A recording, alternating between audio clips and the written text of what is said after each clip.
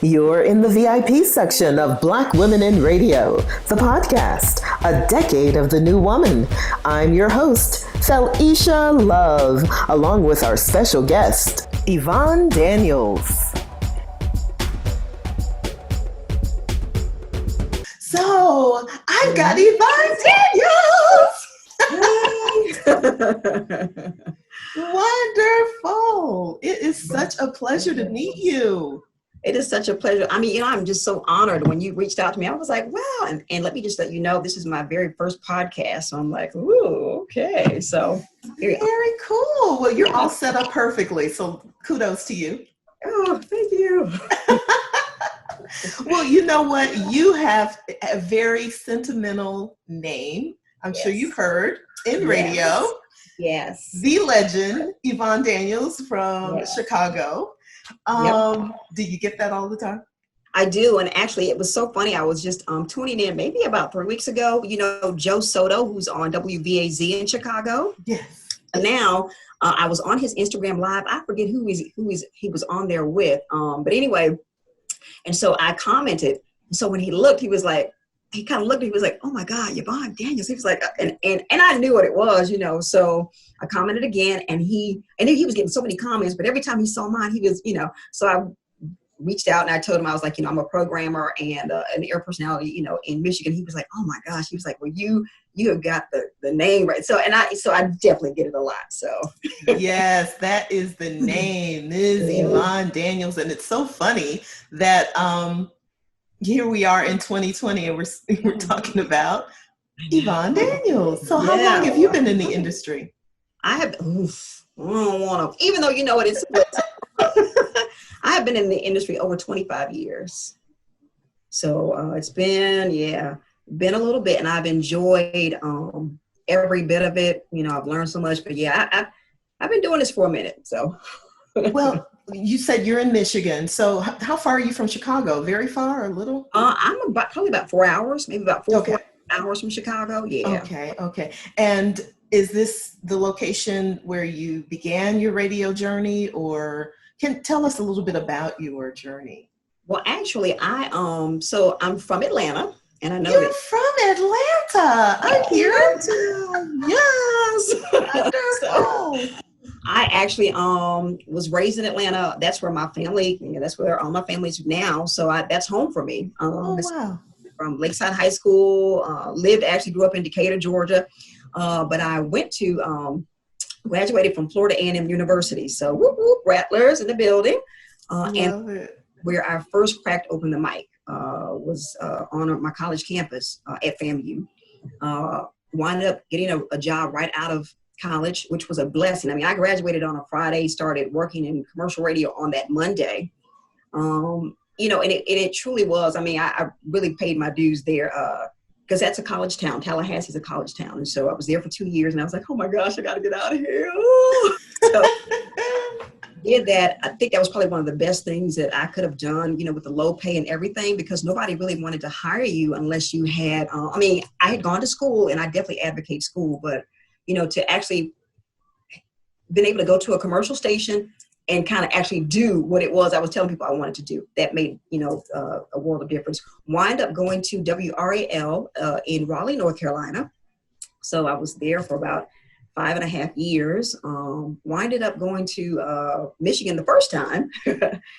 And that was probably 2000, WDZZ, which is about 35 miles from here. Which is crazy. I never thought I'd be back this way again. But after that, I wound up doing radio in Kansas City, Missouri, at Magic 107.3 there for about 4 years. And then in 2008, when the economic bottom fell out, you know, and everybody was just losing their jobs at the end of 2008, I was one of those casualties. And before then, I probably had been asked about 3 times if I ever wanted to be a PD. And I was like, you know, I saw PDs, and mind you, I only saw male PDs. I had never seen a female PD. This is true. So PDs, yeah. And I was like, and they work, you know, and I think men and women just do things differently anyway. You know, they work differently, and it just, you know, men, I mean, the men I knew that were PDs were there long hours. It seemed like that's all they did. And I was like, I don't want that. There's more to life than being a program director, you know. Yes. I was asked by my program director at the time twice if I wanted to be one. The GM at the station where I am right now called me while I was in Kansas City and asked if I wanted to come here to Saginaw and be a PD here. And I was like, I'm good. The economic bottom fell out about 9 months after that. I was doing gigs, local gigs in Kansas City. And that was just such a blessing that they wanted me, even though I wasn't with the radio station anymore. I still was able to, continue those gigs. So the general manager that was here, Shannon Dunlap, a female GM, who was my salesman in Flint, called me up, got my number, called me up and asked if I wanted to program this station here. And I was like, well, Lord, I guess this is what you want me to do. This is the fourth time somebody's asked me if I wanted to be a PD, And of course, at that time, I didn't have a job. And my thing was that I never felt like I was ready to be a PD. I just, I didn't feel like I was ready. So I, of course, with no job, I was like, yeah, I think I'll take this. We're going to figure this one out, right? Right, we go.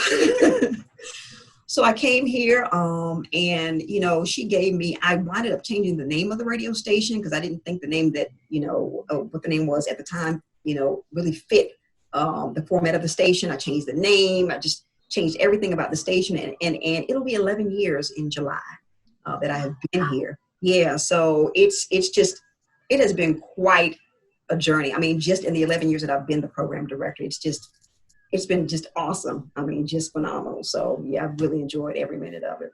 And that is a huge testament to your taste and style and tenacity and leadership to have jumped in with both feet and not only make changes, because I know even when you switch leadership, the most frightening thing I think for leaders is to change things around because you really don't know if that's really going to work. Yes, you may have the numbers behind you and a little confidence to back you, but you still don't know if it's going to land. And so kudos to you for that. That's quite a journey.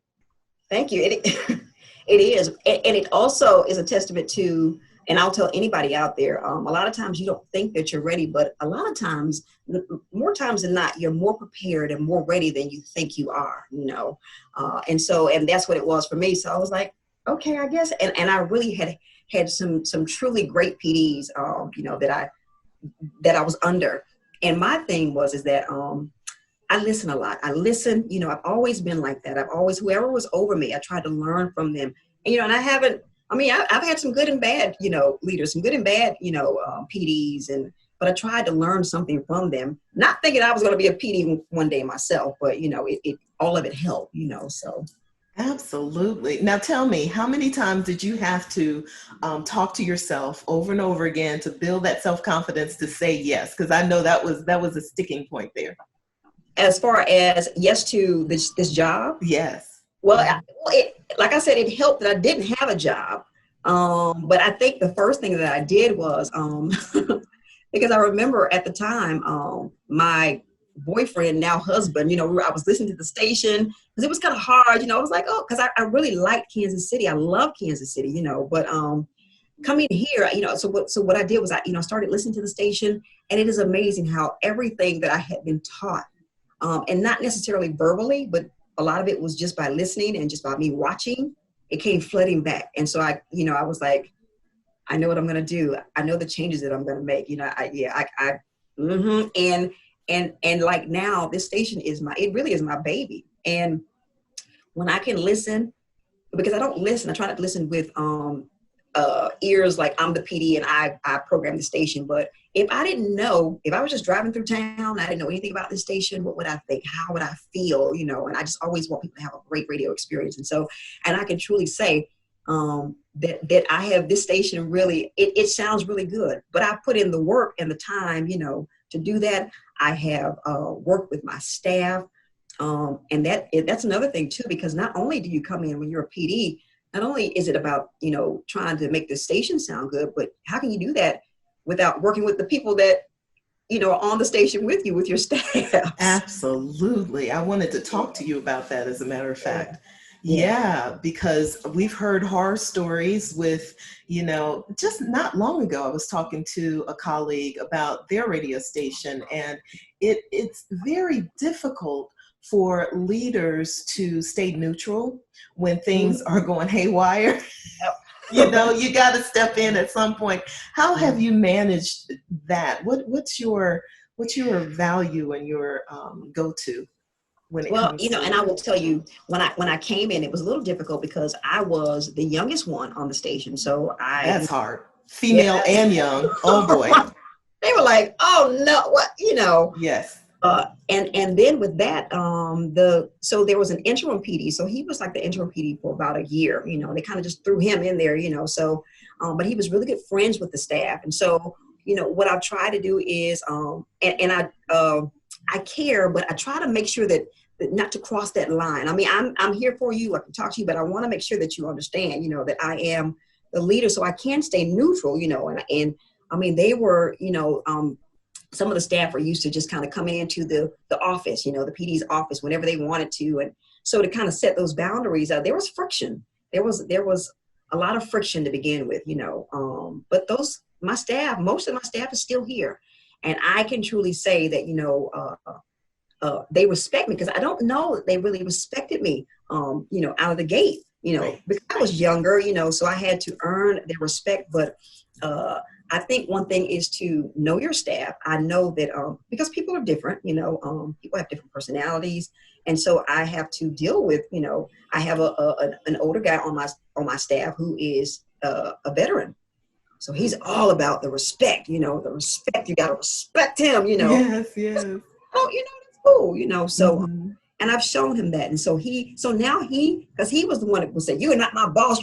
That's what I came into. But now he says, all right, boss, now he calls me like, I love that. Yes. Yeah. So it is, and one thing I can say too is I've had in the last 3 years a new general manager that came in who I have learned so much. He is so diplomatic, and just the way he deals with people. He and I are different, but I've learned so much just by watching him and just by learning from him about how to deal with people. You know what I'm saying? And so so these last 3 years have been even better with my staff because of what I've learned, from him. So just giving people their space, letting them know that they are valued, letting them know that, asking them, not just making decisions, but asking them, well, what do you think? Because I have 2 weekenders, and they only do 1 day a week. So they kind of feel like they do specialty shows. So they kind of feel like this is my 1 day. I do these 5 or 6 hours, and it's so yes. to make them feel included. I also have a midday girl or a midday young lady. She is a millennial, so I use her to my advantage with this technology. I'm always like, all right, Paige.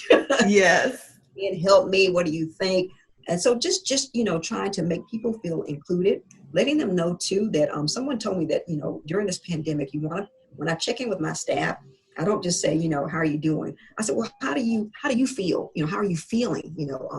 Because I am interested in, what's going on in their lives, so just making people feel included and letting them know, I care about you. You're a person, so that's been helpful. Well, you know what, Yvonne, that goes a long way. That goes a long way. That is a lot better than being treated like a robot. And Yep. I've had experiences with both where, leadership is kind and compassionate and understanding. And then where leadership is just very strict. I don't care if you have the flu, come in anyway. You can spit all over that mic, but you're gonna do your job. Right. Well, that's before COVID. Right. They're like 6 feet. Exactly. With COVID, maybe, it's a little different. Yeah. But yeah, it's very difficult. And also finding your leadership style is very difficult when you start out. How did you manage that? I know it's a mixed bag there. It is. And I'm very appreciative to the person that brought me in, but her leadership style was a little dogmatic. It was just really hard, so just watching how she, because I tell you what, because as the leader goes, so does the rest of your staff or what. Absolutely. it was very hard. And I think that was why I had a lot of the friction that I had with my staff, because of, that was part of the reason. And so, like I said, just learning and thinking about the other PDs that I had, and then just me as a person. And I'm not religious, but I am a Christian, and I love the Lord, and I'm not afraid to say that. And so I had to pray a lot, and ask God to to show me, because it got really rough. And then and I had people in my ear, well, just, don't worry about it. Don't do staff meetings. And I was like, you can't do that. You can't. Exactly. No, you can't do that, And so just through that. And then I love people, what I'm saying? I love people. And I think about, I wouldn't want anybody treating me like that. How would I want someone to treat me, if I were in that position, trying to put myself in my staff's position, what I'm saying? And I will tell you too, that my style is still developing. I think it continues, so I have not settled on one way, because, different situations arise, and so it's just continuing to develop. But it is so much better. And it's just wonderful when you have everybody on the same page on your staff. Yes. Yeah, it really. Mm-hmm. And I appreciate the fact that you're saying that your leadership style is evolving, because that's huge. That means you're a lifelong learner, and you're open. And that, to me personally, that makes a good leader. That makes a good leader. You also mentioned just a moment ago, you do have to be careful with who you ask for advice. Because oftentimes people will just throw out an answer, and you have to discern, is that me though? Would I be the person that would carry out such a thing? And it's difficult, especially when you're young. And also, we have 5 stations here, and mine, I'm the only urban station. And so even with that, I saw the attitude, towards my station, my listeners, my demographic, and that still happens now. And so that's kind of like a fine line there too, that I have to, kind of, because, I'm here, my station is a voice for my listeners. We're about 80% African-American, what I'm saying? And so, but what I will say about my GM is that I have a GM that understands. He's an older white guy, but he understands. And so I appreciate that. He kind of lets me do, what I want to. He kind of helps, we do a lot with the NAACP here. We have 2 live shows on Sunday, one that's sponsored by the NAACP, and one, a young man by the name of Kareem Bowen, who is awesome. He touches our millennial males a lot, so it just, that's beautiful. It is wonderful, and so I have the, to talk about and I just have to, speaking of that, I just have to, stop here. Last night was really, I broke down and cried like twice over the George Floyd, oh my goodness. Yes. I wept, Yes. So did I. It's knocked me off my feet. It has taken the breath out of me, because I will say for 48 hours, including today, it took me the longest to get ready for this interview. It's just because my spirit wasn't, wasn't in it. So I appreciate you mentioning that. Yeah. So go ahead.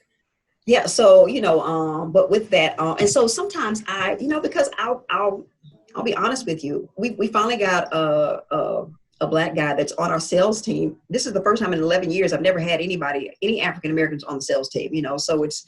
And why is that? That's amazing. Well, I was told that, couldn't find anybody that, that was qualified, which I'm thinking to myself, really? Yes, right. Many people need a job. I'm like, really? and good at sales. Right. But we have, and this is a friend of my GM's, and so this guy has come in. He's an older guy. He just, I really like the way he rolls. So it's nice to have someone in the meeting. Yes. Understand, because a lot of times when I bring up, things in our promotions meetings with the salespeople, programming meetings. Well, with my GM, he's really cool now, so it's a little bit better. But, I'll be bringing up things, and people don't know anything about it, and even when President Obama, when he was campaigning, I would hear stuff from my GM at the time that was so inappropriate. I was like, why is she saying this? Don't say this. That is just, it's not cool, So I've been able to, with those 2 live shows, we can tackle those issues, those stories, on the air, for an hour straight for one show and another hour for, another show. And it just feels so good to be able to give, because that's what I always wanted to do. When I took this job, I said, I want to make sure that my listener, that our listeners, that our demographic has the information. A lot of times we don't have the information, and I wanted to make sure that I did all that I could to get the information to the people. So and I've been able to do that, and it feels really, really good. And it comes back, when I'm out, people are like, thank you, Yvonne. A lot of things that, our listeners wouldn't know if they didn't hear it on the radio, So yeah, it's been great to have that. So. Oh, that is huge. And I tell you, personality radio is wonderful, but radio stations that have their finger on the pulse of their community is huge. And I think that we're missing out largely across the country with that ability to connect community. In the way that you're doing. So I applaud you for doing that too. And let me also say that we started off talking about Yvonne Daniels in Chicago, but you have absolutely built your own legacy.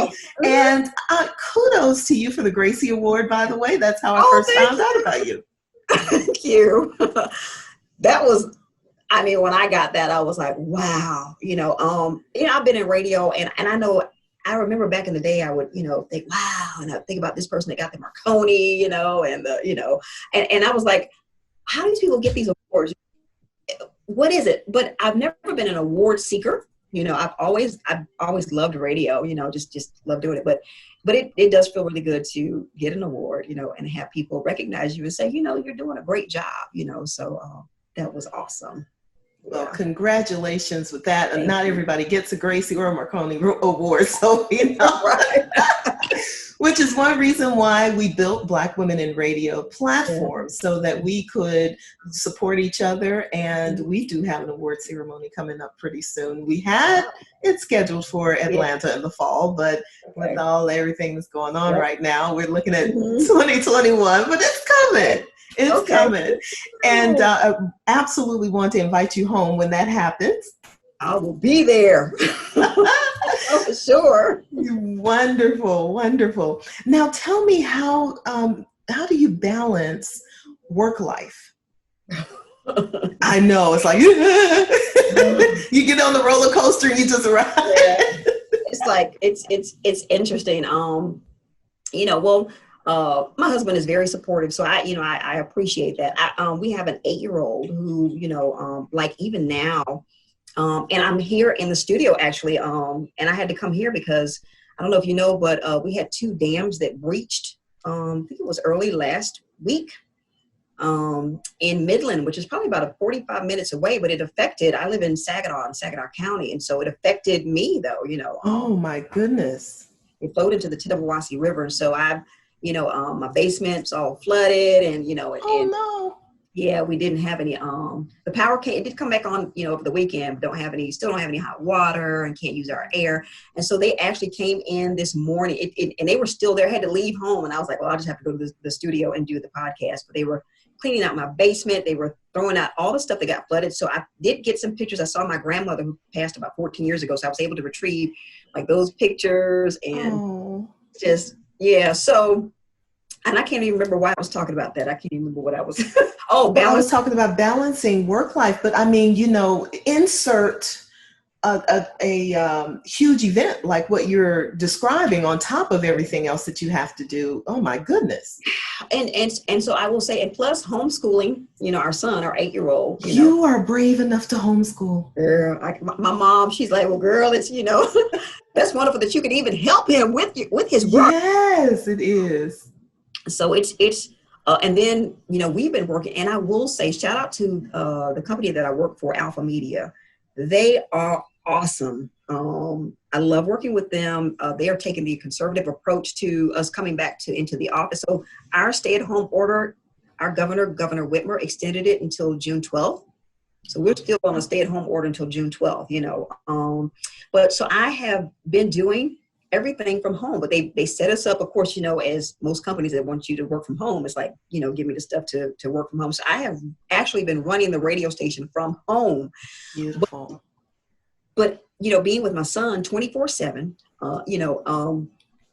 And he's always like, mommy, because, I can have 3 or 4 meetings in a day, He's coming in, he's like, oh, I need help. And I'm like, I got a meeting, I got a Zoom meeting, but what I will say is I think that I look at it as him learning the way I learned a lot, when I was growing up by watching. And so he sees, I tell him how hard mommy works, but he sees it, what I'm saying? He actually sees all the meetings that I go to and all that's involved in what I'm doing, so it's a lot though.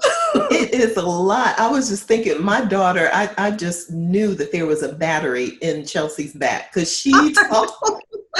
What? Oh gosh. She talked so much. So if she asked me to homeschool, I'd just have a meltdown. Right.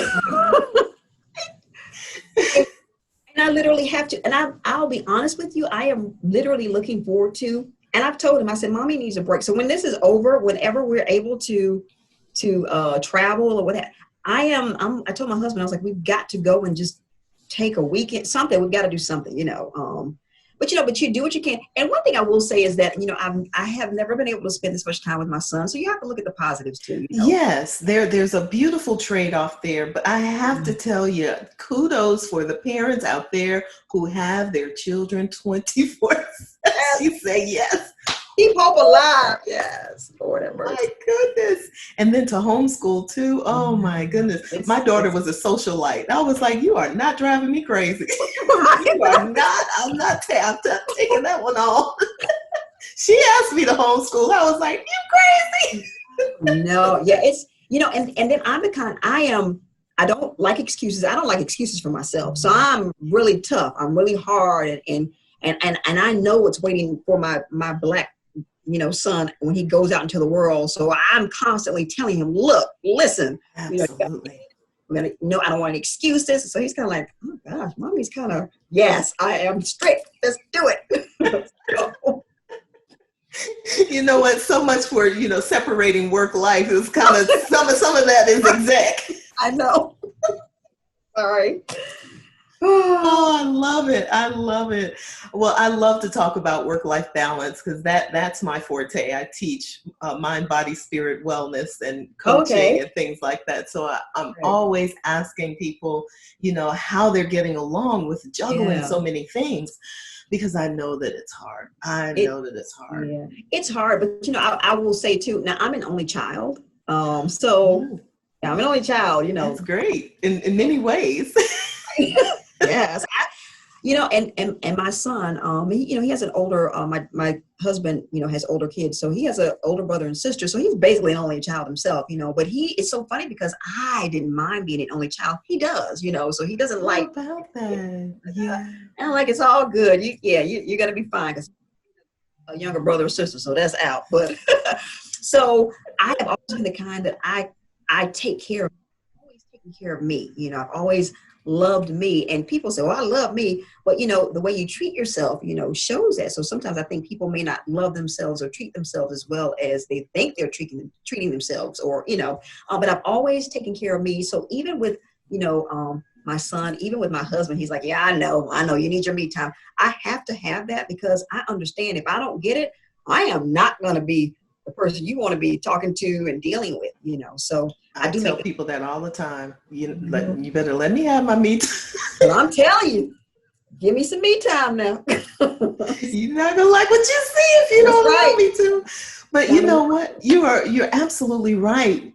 Self-love and self-care has a lot to do with not only what you do for yourself, but the way you're treating yourself. Just like you said, even recognizing that you have to have some time alone. I can't tell you how many people I've talked to and coached who have this guilt of even taking a few moments alone, no matter if they're parents or they're caregivers for their parents. It's a level of guilt there, but the thing is, it's that same theory when you're on the airplane and something happens, you put the mask on yourself. You have to take care of yourself. So I love that. I love that you look, claim it. What does Auntie Maxine Waters says? To reclaim my time, right? That's right. Give me mine. I'm telling you, because it's going to be better for everybody. It's going to be better for everybody. Absolutely. Absolutely. Tell me, what do you think about those people who are coming up the ranks into leadership? What would you say to those who are listening and watching in terms of cultivating leadership role? And just for anyone or for women? Yes. Well, we're Black women in radio, of course. Yes. I would just definitely just remember where you started, as you are going up the ranks. Be kind, be compassionate, be responsible, because leadership also carries with it responsibility, and those are some of the things. I take my midday air personality. I've kind of taken it's so funny. I've been in the game so long that I have a nurturing spirit now. I want to nurture, and I want to see young people excel, so in this leadership position, once again, it is about responsibility. It is about compassion. It is about nurturing. So those are some of the things that I would say for anyone that is trying to go up the ranks, because I have seen people, as I'm sure you have, that's all they're clamoring for is, they want to get up there. And I've seen people that are cutthroat, that have done some really ratchet stuff, to go up the ranks, and you have to be very careful. My thing too is I'm very, very careful about how I treat people. You have to be very, very careful about how you treat people, because that person that you stepped on to get up there, you don't know, you may see them as you're falling down. So you have to keep that in mind. It happens all of the time. It happens Yes. all of the time. Mm-hmm. And I don't know where the crabs in the barrel mentality comes from, especially when it comes to our culture. But I would really love to offer people another way, another different perspective. What would you say works for you when you're seemingly in that feeling that there's a crabs in the barrel mentality around you? How do you navigate that? Well, honestly, I will say I'm very particular about where I place. I mean, and it does come up. And so, a lot of times I'll be honest with you, it's probably not the best thing to back out of it, but sometimes it is. Well, and when I can, I do. If I'm not able to, then I try and make sure that I put myself in a position where either I can talk to whoever is kind of facilitating that energy, in whatever way. I mean, not going to them saying, you're doing this, but sometimes, because people do that for a reason. Everything that people do is for a reason, and sometimes people, they want attention. They like what you're doing, but it's kind of, it can be all kinds of things. And so sometimes, and I've always been very in tune to people's, I don't want to, maybe saying their spirit is not the best word to use, but it's a good word. Okay. It's a good word. I'll follow you. And so I'm, but a lot of times, the Lord will put in my spirit, he'll say, that person they may just need somebody to talk to them. You know what I'm saying? They just may need someone to show them. I don't want to say necessarily show them a different way, but sometimes just talking to people, and people will reveal a lot of stuff if you come at them. I try and come in love, in a spirit of love, whatever I do, and I find that a lot of times that will help. When it doesn't, I remove myself from the situation when I can, but a lot of times I try. And a lot of times people, when you show them that, they're important, a lot of times that will dissipate some of that as well, because a lot of times people, who does she think she is? And they're trying to, because they think, so you're like, no, we're all, hey, it's room for everybody, It's room for everybody. And, so that's what I try and do. Well, that's a huge one, because I think we get caught up in that tide, and sometimes it destroys careers. Yeah, it does. Mm-hmm. It destroys careers. And I think about, it's so wonderful being in this industry. I have record label reps that I have known for years, and sometimes, a lot of times, there can be misunderstandings. I'm thinking about a record label rep that I remember when I was in Michigan the first time. And she said, and the PD at the time told me that she had said something. And I was like, wait a minute, hold up. She didn't even know me. What, Well, to this Hey, I love her to pieces. She actually has a business in Atlanta, and but it was just kind of like I don't want to say it was necessarily a miscommunication. I think it was kind of she was young, I was new in the game, and it was, but Yes. sometimes you have to be careful because sometimes people can incite stuff. My PD should have never told me what she, it was kind of like you're trying to stir the pot, so you have to be careful about, I think we spoke about that earlier. People sometimes like to stir the pot. They like to see that. They want to, kind of facilitate that crabs in the barrel, so you have to be mindful of that. You have to say, no, we're going to nip this in the bud right now, so. Absolutely. It's a teachable moment between Yeah. you and the woman that you just described. It's a teachable moment. And I think we all have to come up through those ranks in order to be where we are right now. We have plenty of those teachable moments. How you handle it is the question, and is so the issue. important. So important. Yeah. So for sure. Wow. Yeah. Tell me, how do you feel about our culture now, especially Black women in radio right now? What longevity do you see for the industry from where you sit for the moment? Well, for the industry, and I think it's so funny. I remember dating a guy about, this was years ago, and I remember him telling me, oh, radio is getting ready. I think that was right around when Sirius XM was coming out. Yeah. It was, the big competitor, right? Just changing everything. So, and I was like, oh my gosh, what am I going to do? It was going to be over. And I'm like, here we are. Still here. Still here. And so I think that, and we've seen being a program director, and with the GM that I have, I just really appreciate him because, he lets me know, because, a lot of it with our sellers, I get a chance to see radio working, for our advertisers, which is, because we're all in this thing. I mean, we could do it for free, but, we're in this thing to make money, what I'm saying? Right. But it's working for our advertisers, radio still works. I think radio is going to be around. Radio has changed a lot.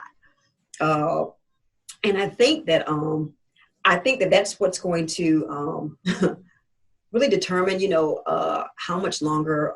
I won't say how much longer. I think it will be here, but we just have to continue to navigate. I think radio has done a great job with navigating, where we are and where we're going. Even a better job, I think. I know for a lot of the TV stations that I've seen, it's harder for them to. They haven't, and even you take like your brick and mortar stores. Stores have gone out of business because they've had trouble navigating where we are now, and how things are changing, Yes. And so I think that is very important. I think maybe about a month or two ago, my GM was telling me that I think about 14% of program directors now are women. So it's, we're coming up, what I'm saying? Wow, that is shocking. Yeah, it's 14%. So some people may say, wow, that's not, that's, I think that's really, I mean, it's rising, And this is nationwide, right? This is nationwide. Yes, ma'am. That's huge. That is huge. And we have one other program director in our company, Urban AC. Her name is Faith Daniels. Love her to pieces. Oh, wow. Programmer in Dayton, actually. And so, she and I talk. It is so wonderful to have another female, programmer. And she is, we can talk about stuff because, we share similar things because we're women. So, of course, we're kind of moving differently than our male, program director counterparts, so absolutely to share that, you had someone on, of course, growing up in Atlanta, I loved her. I could not believe it when I saw her. She looked so great. Melissa Summers. Yes. Melissa, I love Melissa. She's so sweet. She is wonderful. When I was in college, I remember, I don't know if I was in college, or had I already started my commercial radio career. But she actually, went to where she was working at the time, which was KISS 104 in Atlanta at the time. And I went and she was just like open arms. That's Melissa. I was like, oh my gosh, so, and so that's what I've experienced, with the women in radio, that I've come into contact with, it's kind of like a sisterhood, and I think it is just wonderful, so sharing, so caring, we understand some of the challenges that we face, as women programmers, and so it's been a great community. And so I think that, and here's another thing too. I know that with my company really wants to see more female programmers. And so I think when you have leadership, the higher ups, that are thinking that way. That's going to help. And so I'm glad to say that my company is like that. So I don't know about some of the others, and so that's really wonderful to see. And so they've given other program directors, in other formats, opportunities here within my company, so. Well, that's what facilitates change, is a mindset in upper management that there needs to be change. So that's right. That is beautiful. At least open the pathway a little wider so people can get in there, So and of course, I think as female programmers, doing all that we can to make sure that we reach down, and help those, especially those female personalities that want to be in leadership, in radio, help them, nurture them. Everybody doesn't want to be a leader, what I'm saying? But even if they don't, I think giving them the tools that they need to be great in whatever they want to do, so. Absolutely. And, since we've started Black Women in Radio, I've noticed conversations with some women that, they really didn't feel open to ask another sister, what they thought about their position or how they're navigating a management position. Isn't that startling? That's because I will tell you, because my girl Faith in Dayton, she'll be like, Yvonne, girl, how are you, and I'm like, girl, this is the way I'm, so that is very, very important, and so when you have that's huge. And I feel for the female programs, the women programmers that don't have that, but a lot of times too, I think, I don't know if it's out of fear of them reaching out. Sometimes if you just reach out, nothing beats a failure but a try. So I'm really big on asking, so. I think that's that whole crabs in the barrel mentality too, don't you think? Just assuming, well, maybe if I ask, then I'm going to show that I don't know what I'm doing. And let me tell you, the Lord has helped with that recently. He's like, listen, because you know what? Because if you watch it, if you look at other people that you think are great, really nobody knows everything. Nobody ever knows everything. Isn't that freeing? That is absolutely true. Yes. And so, when you ask, because it's only going to make you better. It's going to make you, greater. And when you think about, okay, well, I may not know this, but I'm sure there's something that she doesn't know, you know what I'm saying? So it's okay. It really is. It really is okay. I'm so glad you said that. I am so glad you said that, because when I learned, you know what? It's not that foreign, because when I was doing radio, it was taboo to, call the station across the street and befriend the female personality. Yeah. Wasn't it? You remember? It was, because I do. And I remember a programmer that was really into, I forget what they call it now, but it was competitive radio where you would like play sweepers, like, well, we do it this way. It was kind of like taking a shot at the other. And I've never been that kind of person. I'm like, listen, I think there's enough room for everybody. I don't even take shots at you to win, so yes. I remember that. Yes. And hopefully, Black Women in Radio as an organization can help people see things differently and start reaching out to other people and asking questions, because it doesn't hurt to ask, just like you said. It doesn't. What about our culture right now, Yvonne? What do you see with the state of our culture right now? What are your thoughts? I'll be honest with you. It saddens me. I'm old school. I'm always old soul, yeah. But I think back to the 60s. I wasn't living during that time, but of course, watching all of the footage, with Dr. Martin Luther King Jr. And I've known people that are like, well, that's not the way to go. That nonviolence, but love triumphs over hate. It does, all day. It does. And I'll be honest with you, and I try and instill this in my son, but, I think that as a culture, I think we've lost a lot of the respect for ourselves, respect for each other, you know what I'm saying? Oh, yes. And so, it's really, really sad, and a lot of the situations, that are happening, I just, I always try and tell my son, I said, son, make sure that you're doing it. And don't get me wrong, you should be, because I'm hearing that George Floyd was arrested over a fake 20. I think wow. The story was, it was a forged 20, so, and if a white man were to do that, no, he would not have been treated, would not have been killed like George Floyd. No. And it is not right. No. But I always say, but I tell my son, you make sure that you're doing what you're supposed to. Make sure that you're right. Make sure that you're doing what is right, and, we start there. Everybody has to start with what you can do, and so I think it is very sad. Like I said, it is troubling. I've seen so many of my friends posting Facebook posts, crying, and it is disheartening. I don't want to get I don't know if I should say this, but I just think that we need to respect ourselves. We need to respect each other. We definitely need to be informed. We definitely need to vote.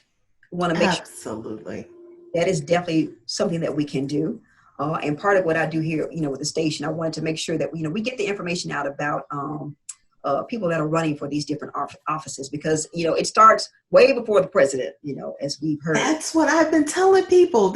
Yes, that's an issue, when you have a leader from the very top that you don't agree with, but there are the folks that are supporting that. So you have to pay attention to senators and state representatives and judges on all levels. That's right. Because that's the machine. Yeah, it is. And getting the information, we have several Black judges here, young Black judges, here, and connecting with them, getting them to help us, with getting information out, because they're sitting there in those courtrooms, where these young Black people are, coming in and, being charged with this and that and the other. So, there is definitely, I know a lot of times, and I know probably a lot of Black people feel helpless, but there's stuff that we can do.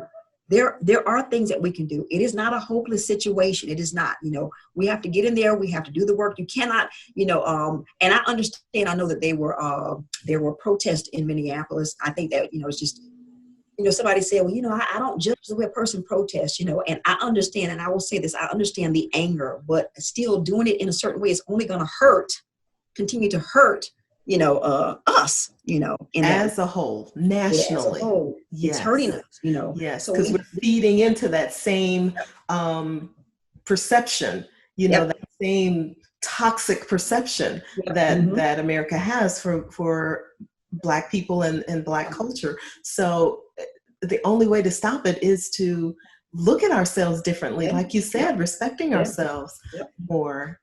And understanding that it really is a narrative. I mean, I don't, you have to know who you are and whose you are and love it. I don't care what, if a white person said, and all of them are not like that. I understand that, what I'm saying? But if absolutely don't like the way I look, or don't, they look at me that's on them. That's their problem. You have to know that that's the narrative that's out there. Don't buy into that. Absolutely. And I think with a lot of our young people, more of the older, it does start at home. That stuff starts at home, and the hate starts at home. Hate starts at home. Mm-hmm. Also, with especially our young African American, brothers and sisters, if they're not getting that in the home, those of us that see them, those of us that are older that see them, to talk and take every opportunity we can to let them know, you are beautiful. Oh, you are smart. As I heard somebody say, your ice is just as cold. You have to let them know that. You know what I'm saying? I love that. Yes. Yeah.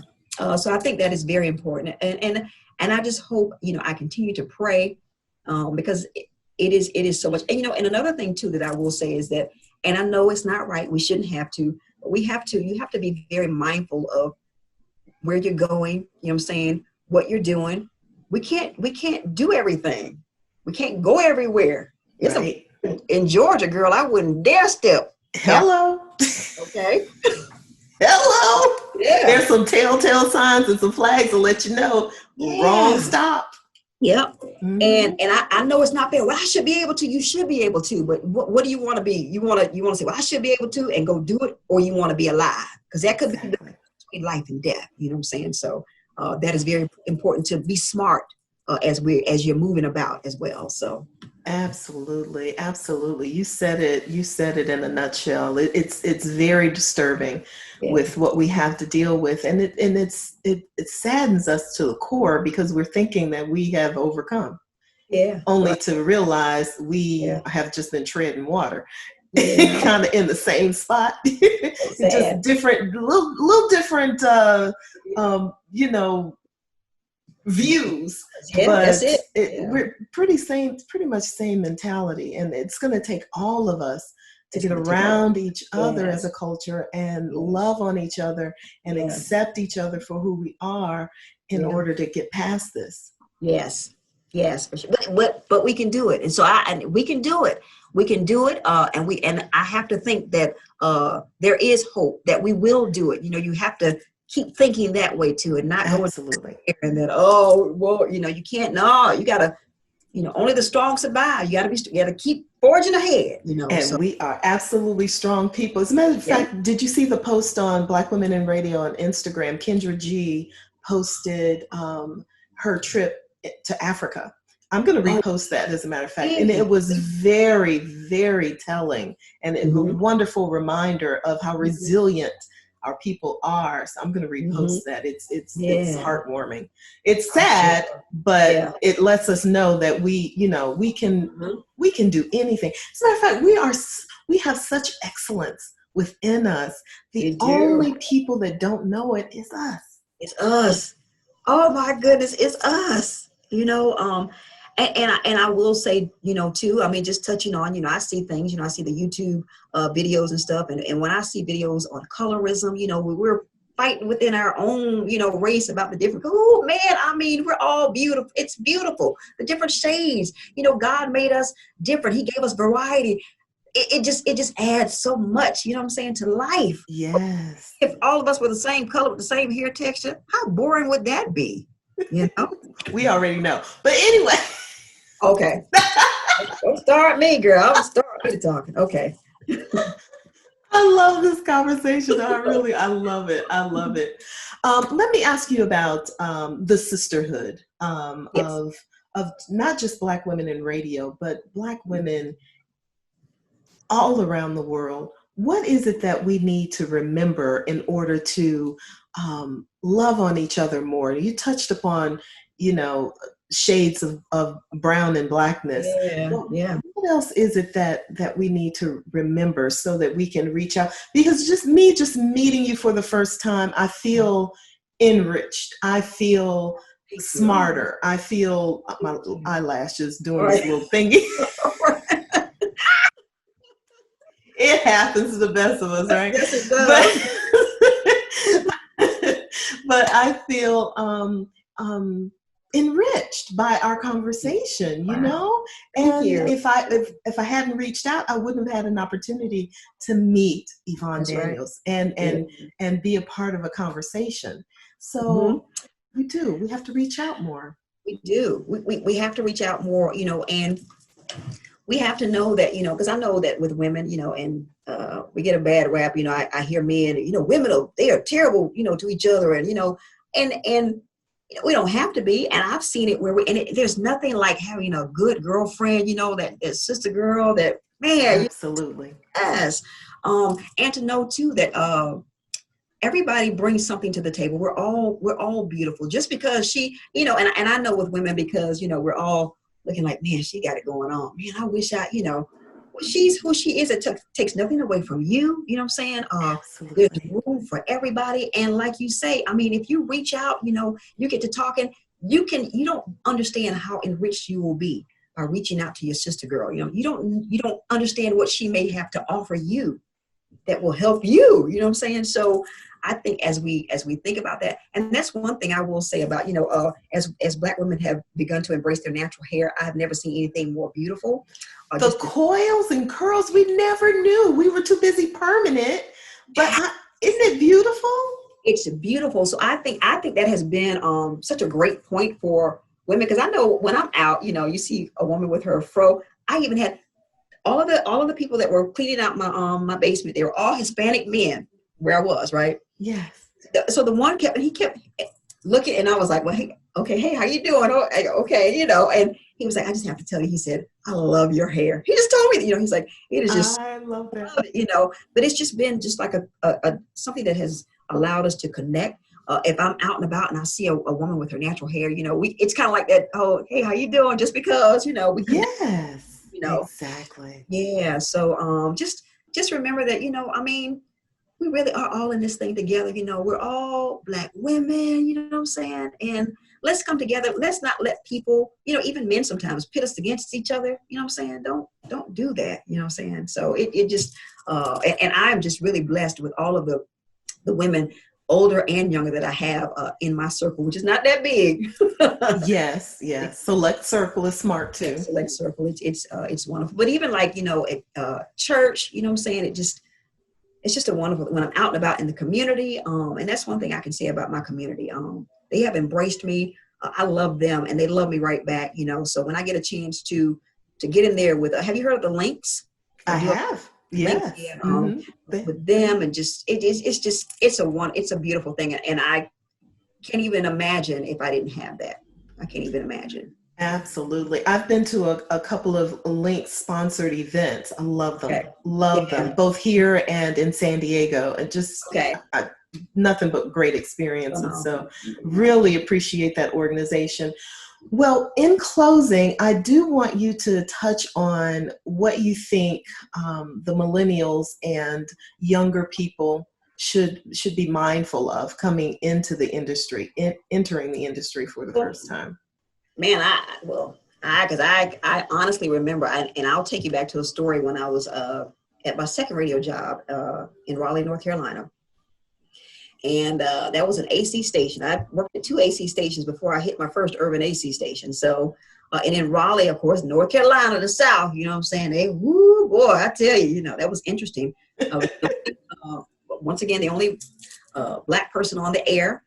And I remember people at the time, that's back when you could cut your teeth doing midnight to 6. Yes. Midnight to 6. So I remember having a guy call me, and because I worked at the Gap during the day just so I could see people, and he called and, he wanted to know if I was Black or white. And I said, what do you think? He said, and he did tell me what he thought I was. I forget it. I said, well, whatever you think, that's what I am. Well, he wound up bringing me a gift to the Gap, and he was like, I thought, and I was like, okay. But I remember I would do the remotes, but they would never give me a chance. That's why I wound up going to Michigan, because I wanted to at least be a program director. They wouldn't teach me the music. They wouldn't let me be on the air filling in for people, during the day. And I would have my weekly PD meetings, and I asked my PD, I don't know if you know Steve Reynolds, he was one of my PDs there. He's a big time consultant now. But he would tell me, and I remember him telling me flat out, he was like, the girl that they would always get to fill in, he said, your sound is not as polished as hers was. And I was like, wow, okay, that kind of cut, but all right. Right. Listen, and I would, and he would say, Yvonne, he said, everybody doesn't reach the same level at the same time. Some people get it very quickly. Some people, it takes them a few years to get it, It's okay wherever you are, So I will say to anybody coming into the industry, take your time, enjoy the journey. Don't try and be like anybody else. Be who you are, Who you are is enough. Work on your skill. I find this a lot too, that in radio, especially, a lot of times people will try and sound like that major person, that person that's in afternoons, or, develop your own style, your own sound, develop your own philosophy of doing things. You can take things that you learn from different people, but God made you an individual, and so you have to remember that you are an individual, and it'll be so much easier if you're not trying to be like somebody else. It's hard being someone else. It is. They're all taken, so yeah. So it's a full-time job trying to be somebody else. So that's the one thing, coming into, and once I realized that and really started coming into my own, it's one. So then that way you can look at other people, you can see their strengths, you know what I'm saying? And you can really say, well, I like the way they do, that. You don't want to be like them. You don't want to sound like them. You can pull from them to help you become a better person, but it'll make it that much easier for you to kind of navigate and to kind of, go full steam ahead in the career, being in radio, I think. I'm reminded of Courtney Hicks. I interviewed her. I love her. She's such a beautiful spirit. I mean, I've had so much fun doing these podcasts and meeting such wonderful women. Courtney was another beautiful spirit. And I'm reminded that she said, it's interesting how people sound totally different when you speak to them as opposed to when they're on the air. And I remember later on in my career being told, you sound like you're broadcasting. You sound Right. too, and I used to say, what is that? I sound like me. Yeah. Right. But it's like, it's that more, I don't know, that more boastful sound as opposed to conversational stuff. Right. So Courtney mentioned that. She was like, people just need to speak the way they speak all the time. Polish that, but speak the way they speak all of the time, which is very true. Because I know we used to get really close to the mic and start talking with a really right. I mean, you do need to make sure that people can hear you. yes. Totally change how you sound. Right. Oh my goodness, that Walter Cronkite sound, even as a female. Yep. And that used to be, that was in, and people always used to be in. Yeah. But now it's very natural. Because you want to be relatable. You want people to, be, oh, that's my girl, Yvonne, that's my girl, Courtney, and Yes. Exactly. Oh, I love that. Well, before we go, I just want to do a quick game, if you don't mind. It's word association. Okay. Oh, okay. I see other people doing this and I'm like, oh my gosh. Okay, so here we go. All right. Oh no, let's go. Brace yourself. R&B or hip hop? R&B. Sports car or luxury? Luxury. Religious or spiritual? Spiritual. Beach or mountains? Mountains. Fiction or nonfiction? Nonfiction. TV or the gym? Wow. The gym. Yep. Wine or shots or water? Water. Okay. Indoors or outdoors? Outdoors. Yeah, especially now, right? Girl, give me my vitamin D, yes. Yes. Okay, let's see. Heels or flip-flops? Heels. Because they are so uncomfortable. Heels, I go with heels. I know that's a tough one. It depends on what shoe, right? Right. This has been an absolute delight to meet you. I cannot tell you how grateful we are to have you on, and I'd love to invite you back anytime.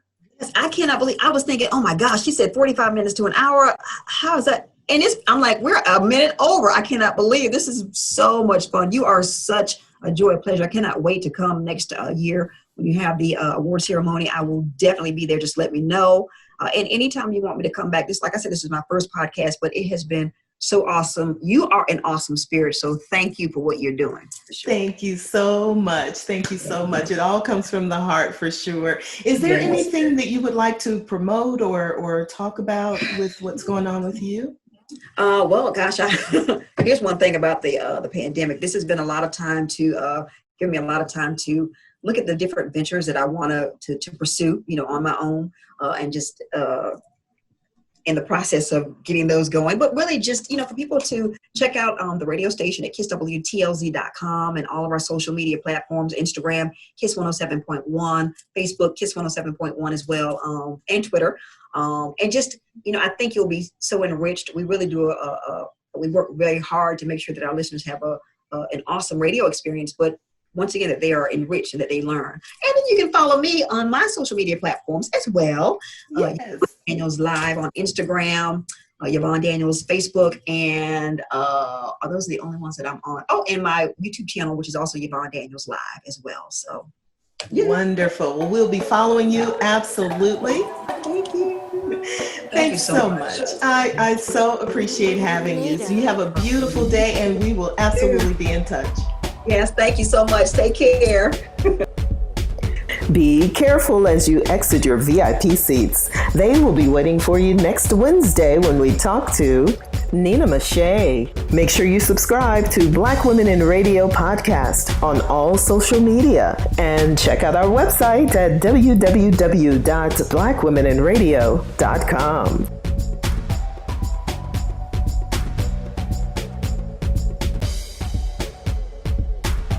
Because it's all the same thing, whether it be manipulation or abuse, it all runs the same track. So he was very manipulative, very narcissistic. And, you know, in my best days, back in my best days, I thought I could fix. I never mind, you know, going there. I think the joy that I'm feeling now is just, you know, I'm talking with somebody who gets it. Having to mother and father myself can be a little overwhelming at times, you know, in all areas and aspects of my life. And I'm not saying that I'm ready to just turn that over to somebody or just somebody come and rescue me. Yeah. But there's just, I think there's a difference when someone shows up and is ready to journey with you. This applies across the board. It's not just a relationship. And that doesn't mean those negotiables won't change as things change, as life changes.